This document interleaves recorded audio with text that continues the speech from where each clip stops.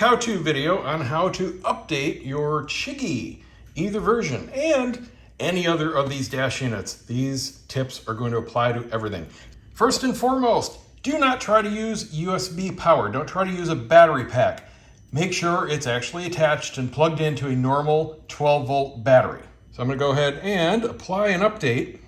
Now, when connecting to a Wi-Fi, you can either go direct to your home, such as I'm doing here, I'm certainly in range, or you can go to your phone hotspot. Either one works just fine.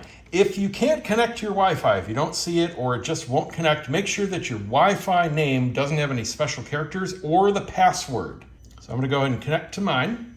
Make sure that during the update, you don't shut off the system, you don't shut off the bike, you don't reboot, you don't do anything. Let it finish. And then after it goes through its normal reboot process, give it at least 5 minutes on just sitting there, because it very well may have other updates to do that start automatically a minute or two after the last one finishes.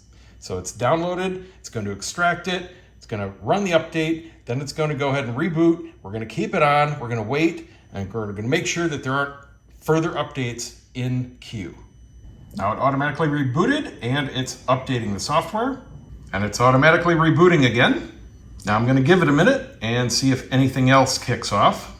Now it's automatically doing the MCU, and that took about 1 minute after it automatically rebooted, and it should reboot again after this is done, and we'll give it another wait and another automatic reboot. We'll wait again after it comes up. There we go. And we'll just give it 1 more minute.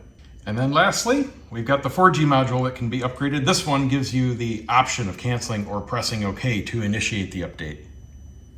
We'll go ahead and do that. After this reboots, then it's ready to use. And that one completed. We'll see if it reboots again or just goes back to the menu. Looks like we can just hit close. Okay, that's it.